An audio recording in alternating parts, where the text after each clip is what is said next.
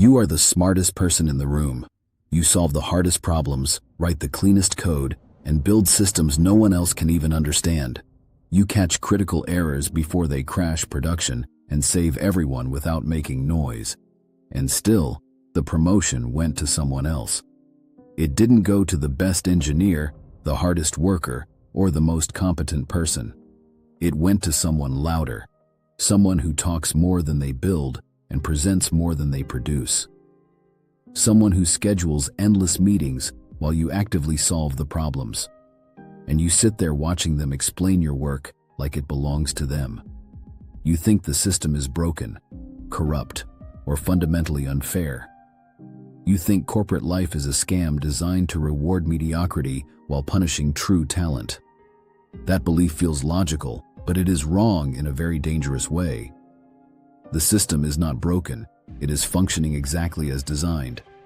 You are simply running outdated code inside a modern architecture. You don't have a skill problem, you have a critical system mismatch. Your internal algorithm is optimized for output, while the external system rewards visibility. This mismatch is exactly what we call the competence glitch.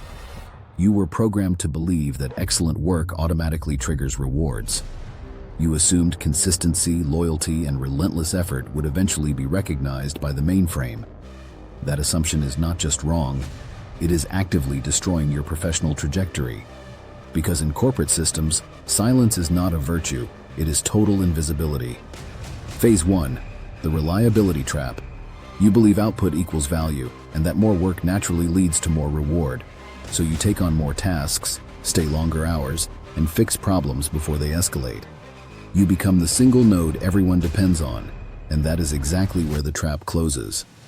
In corporate systems, reliability does not create executives or leaders. It creates dependencies that are simply too risky to break. You stop being a candidate for promotion and become critical infrastructure.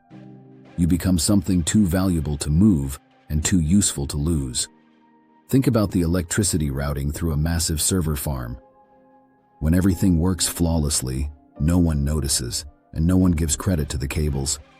The system is only acknowledged when it fails, and everything goes completely dark. That is your exact position inside the company right now.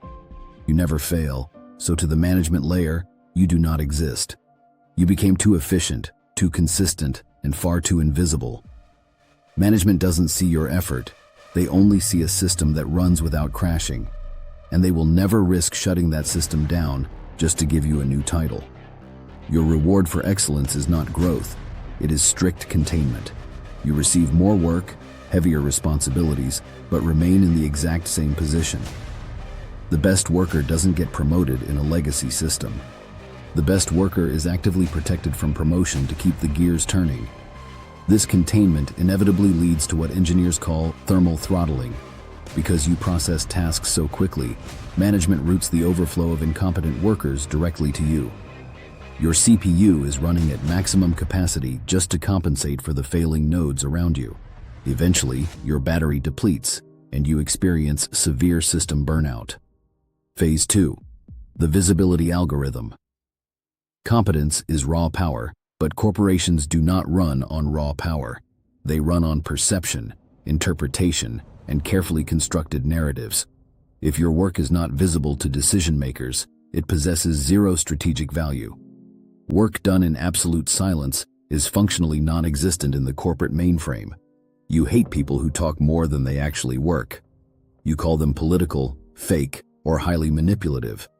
The system, however, calls them something entirely different: effective communicators. They understand a fundamental rule that you chose to ignore. They know that visibility creates reality within the corporate network. If you fix a major issue quietly, no data is logged, and it never happened.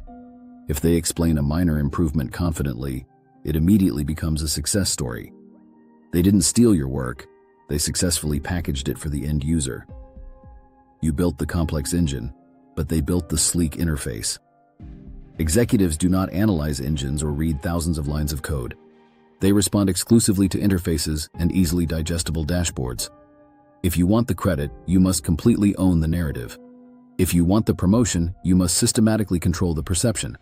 Otherwise, you will always remain the invisible operator sweating behind visible results.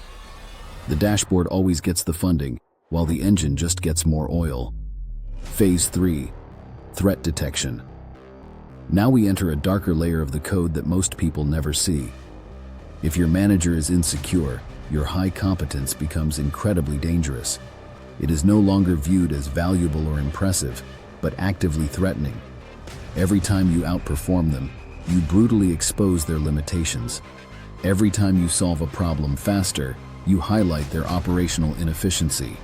This immediately triggers their internal defense system and ego protocols. They will categorize you as a security breach that must be managed. They will not remove you because they desperately need your raw output to survive. Instead, they will contain you in a highly controlled environment. They will keep you busy, overloaded, and strategically isolated from upper management. This ensures your data never reaches the main server without passing through them first. They assign you low-level tasks that consume massive time, but generate absolutely zero visibility. They deliberately exclude you from the key meetings that actually create influence. They justify this isolation by claiming they are protecting your deep focus time. They are not protecting you. They are strictly protecting themselves. Phase 4. The patch. You do not fix this system error by working harder. Working harder only deepens the trap and accelerates your thermal throttling. You fix this by fundamentally changing how you interact with the network. First, you must install the subroutine of strategic incompetence. Stop doing work that has no visibility or strategic impact on the bottom line. Stop being the silent problem solver for background processes no one tracks. Every invisible task you accept directly reduces your professional leverage. You must force trade-offs instead of silently absorbing every incoming request. Ask what gets delayed if you take on this new, undocumented assignment. Make the cost of your bandwidth highly visible to the people requesting it. If they want premium processing power, they must prioritize the queue. Second, you must force telemetry and establish automated reporting. Never solve important problems quietly ever again. Always broadcast your impact in a structured, analytical, and highly strategic way. You are not just solving problems anymore.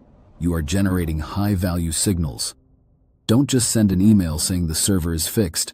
Say what was at critical risk, what you prevented, and what parameters changed. Build the dashboard for your own engine before someone else does. Force the system to log your exact contribution to the overall uptime. Third, you must carefully manage the threat. If your manager is insecure, do not challenge them directly in the open. That path leads to silent elimination and immediate restriction of your access rights. Instead, frame your major wins heavily through their authority. Position your successful results as a direct extension of their visionary leadership. Say that you executed the protocol based on their strategic guidance. You are not submitting to them. You are buying operational freedom. It is a calculated transaction to bypass their internal firewall. Phase 5. The Stoic Kernel. Here is the absolute truth that most people fiercely resist. The corporate world is not a meritocracy, and it never will be. It is a complex system of perception, leverage, and ruthless positioning. Marcus Aurelius understood something most modern professionals never learn.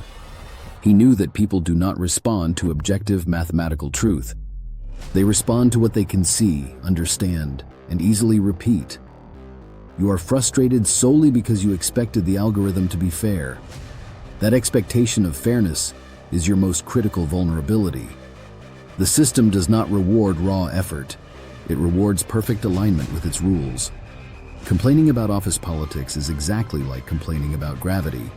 It will not change its fundamental nature, no matter how technically correct you are. The only winning move is rapid and calculated adaptation.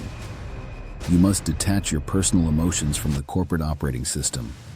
Observe the data, optimize your inputs, and manipulate the outputs. Become a cold, rational operator who understands exactly how the machine works. You were never undervalued or underappreciated. You were simply invisible in a system that exclusively rewards high visibility. That is the fundamental difference between staying stuck and moving up the hierarchy. It is time to rewrite your operational code. Control your output. maximize your visibility, and completely own your narrative. Force the system to acknowledge your presence, or stay exactly where you are, running perfectly in the dark. Working silently, completely replaceable the moment the system finds a cheaper version of you.